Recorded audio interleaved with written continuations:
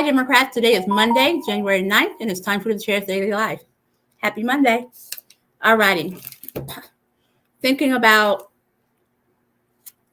just thinking about our legislature for this season. Today is the last day that they have to submit bills. And I'm thinking about, what bills did I want them to think of, and was somebody already running it? And so I started doing some research on some of the bills, and I'm very concerned about our state. There's a saying, and I can't remember who said it, but you can tell what a society thinks about, cares about, by how they spend their money. And one of the bills that struck me that our pro-constitutional, pro-family values, pro-Christian legislature is putting up, and it's sports betting. Now, be clear, I don't care about sports betting. It's not a thing that raises my ire. But it raises somebody's ire enough to be a priority. We just had a hospital close in Clinton, Oklahoma, and there were no bills submitted, passed, discussed, considered about what do we do to stop our rural communities from losing hospitals. Today, Governor Stitt was sworn in. So was Ryan Walters. And again, I'm thinking about, what do we spend our money on? What are we focusing on? Last week, I complained about the fact that it appeared that Ryan Walters was going to keep his job with the voucher company and keep his job and take his job as the superintendent of public instruction. They announced this weekend he was stepping down from the voucher company. I want to say yay, but I also believe it was because of pressure, not because of what is right, but because of pressure. He's going to be spending his time, energy, and efforts on how he can continue to defund public education in Oklahoma. And I say continue, even though he's just gotten in there. But what's happened in our state since 2011, when Brad Henry left office, Oklahoma education was ranked number 17 in the nation. Since Brad Henry, we've had 8 years of Mary Fallon and 4 years of Kevin Stitt. And education went from number 17 to 48. Now, what's happened in those 12 years? Why am I linking those 12 years? We've had Republican majority in the House and Senate and a Republican governor. Those are the people who are making the decisions. Yes, there is the superintendent of public instruction, but they're not the ones responsible for allocating dollars. It's the governor and it's the legislature. They have consistently defunded education year after year after year. We're watching teachers leave and not return. We're watching our test scores go down. And their answer isn't to fix it, to return it back to where it was in 2011, but it's to scrap it and just go with private and charter. Let's just move all our money from public because it's not working and move it over here. Here's the problem with that. If the same people who have been consistently defunding education and taking it from 17 to 48 are the ones who are going to be running public and charter, how is that better? Why don't we fix what we have and fund it? Why don't we fund education, stop the teacher flight, and concentrate on getting our scholars performing to the levels at least to 17. 17 isn't even in the top 10. But it's worlds and worlds better than where we are right now.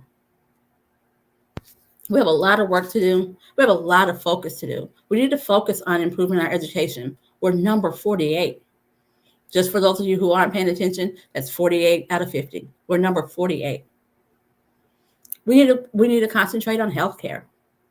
We lost another hospital in yet another rural community, Clinton. We lost a hospital in a rural community, which means those folks who live there have to drive further to get health care, which will also cause a burden to the communities next to them. It didn't make a lot of press coverage. No one's really talking about it. We spend our money on what we care about. In 2015, the people of Oklahoma voted for online voters registration. 2015. In my tenure as chair, I've been going to the election board saying, where are we? What's up? What's going on? And the answer keeps being, the system for the Department of Public Safety is antiquated and can't handle it. And we can't afford to upgrade it, and we can't afford to integrate it. The governor keeps saying we have a whole bunch of money. Clearly, this isn't a priority for him. Making it easier for people to participate in the election process isn't even on the radar. We spend money on what we care about.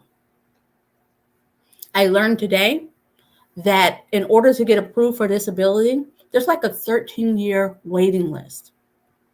If someone's doctor determines that they classify as disabled, how are they supposed to function for that 13 years while they wait for it to get turned on and for them to start getting benefits? Do we not care about the disabled folks and how they eat and how they keep a roof over their head? Or are they just made to figure it out and room with other people and be dependent on other people? We spend money on what we care about. I'm super concerned. And so for those of you who think, oh my gosh, she's writing another mean press release. Oh my gosh, she's picking another fight.